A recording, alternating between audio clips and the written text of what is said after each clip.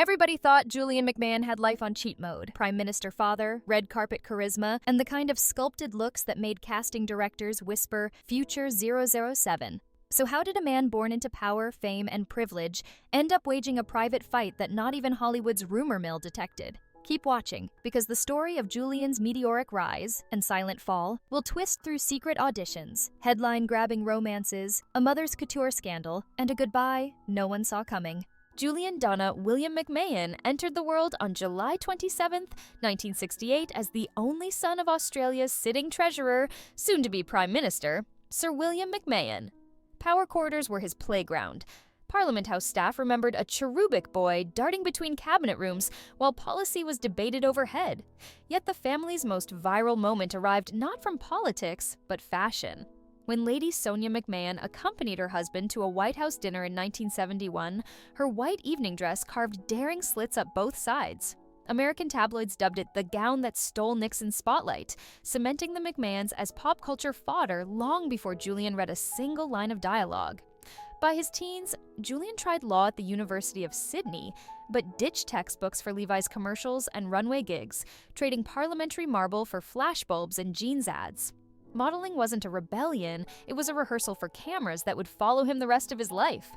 Friends say he spoke early of Hollywood, but first he needed a local launchpad. Australia's TV audience first swooned over Julian on the beachside soap Home and Away, bronzed skin, wet surf hair, and a grin that sold magazines. But it was the whirlwind romance with pop icon Dannii Minogue that made him tabloid gold. They met on set, fell fast, and by January 1994 exchanged vows in what local media called the wedding of the year. Paparazzi helicopters buzzed overhead. Women's Day reportedly paid a record fee for exclusive photos, while society pages fixated on the tension between the glamorous bride and Julian's formidable mother.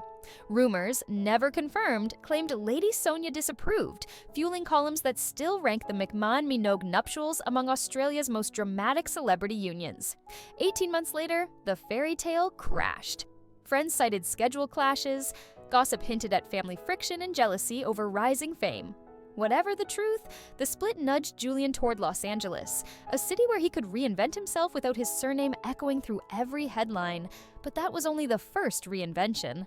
Landing in LA in the late 90s, Julian cycled through Profiler and cult favorite Charmed, where he played demon lover Cole Turner with such sultry menace that fan forums coined the term Cole Crush. Yet his true breakout came in 2003 when Ryan Murphy cast him as Dr. Christian Troy in FX's Nip Tuck. Julian poured equal parts charm, vanity, and dark humor into the role of a plastic surgery cowboy slicing open the American dream. Viewers binge-watched Moral Decay dressed in haute couture. The show's explicit edge angered censors and thrilled advertisers. By 2005, the Hollywood foreign press took notice. Julian scored a Golden Globe nomination for Best Actor. On red carpets, he joked that his own work was still all natural, but insiders say he studied real surgeons to nail the series' authenticity. At parties, he'd mimic a facelift consultation, sending fellow guests into squeamish laughter. Nip Tuck made him a global name and opened blockbuster doors just as comic book movies exploded. Comic-Con 2004. Fans cheered as Julian strode on stage to unveil Dr. Victor Von Doom for Fox's Fantastic Four. Cloaked in metal and megalomania, he relished playing a villain who could monologue with Shakespearean relish. The 2005 film smashed summer box office charts. 2 years later, he reprised Doom in Rise of the Silver Surfer. Yet behind the scenes, a whisper campaign swirled. British tabloids insisted Julian sat on a two-man shortlist for James Bond in Casino Royale.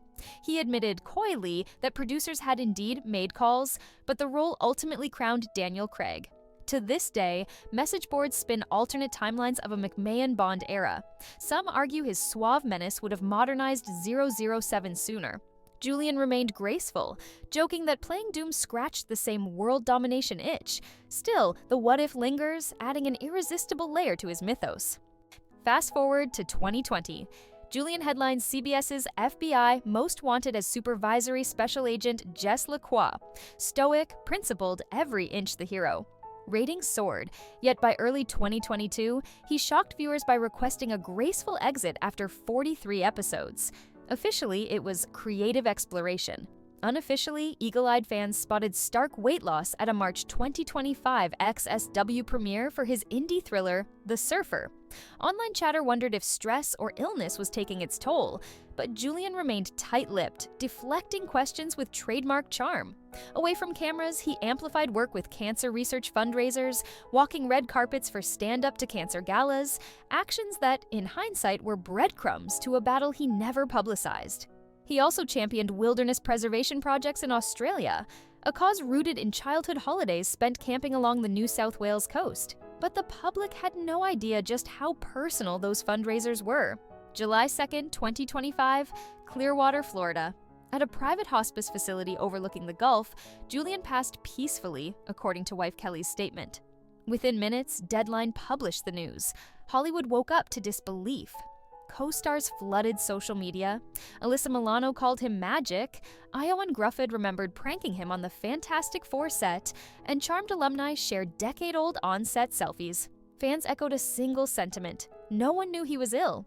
Insiders later revealed he was diagnosed in late 2023 and chose experimental immunotherapy rather than public sympathy.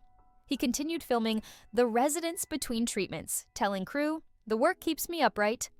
Asked once why he hid his condition, he reportedly answered, "I want you to remember the performance, not the prognosis." Though illness shadowed him, Julian's final creative year was explosive. In Nicolas Cage's psychological thriller, The Surfer, 2024, he played a wealthy property developer whose arrogance fuels the film's escalating beach town feud. Critics praised his sleek villainy, calling it a spiritual cousin to Doctor Doom minus the armor. Netflix then unveiled The Residence in spring 2025, casting Julian as fictional Australian Prime Minister Stephen Roos. The irony, playing a leader just as his real-life father had, was not lost on viewers, and the performance drew awards buzz chatter cut short by tragedy. Beyond screens, colleagues recall a man who arrived early, left late, and carried endless dad jokes in his back pocket. Makeup artists say he tipped every department after wrap. A grip-on Nip Tuck remembers Julian buying the crew lunch the day his Golden Globe nod was announced. When asked in a 2022 podcast how he'd like to be remembered, Julian laughed, "As the bloke who made you feel something, even if you wanted to punch my character." Mission accomplished. Julian McMahon's life reads like an improbable screenplay. Political heir turned heartthrob, TV antihero, Marvel villain, almost Bond, and finally, a performer who chose privacy over publicity in his hardest chapter. He navigated privilege and pressure with a surfer's balance, sometimes catching the perfect wave, sometimes wiping out in view of millions. Yet he always surfaced smiling, determined to entertain. So, which Julian lives in your memory? The devilishly charming Cole Turner? The scalpel-wielding Dr. Troy?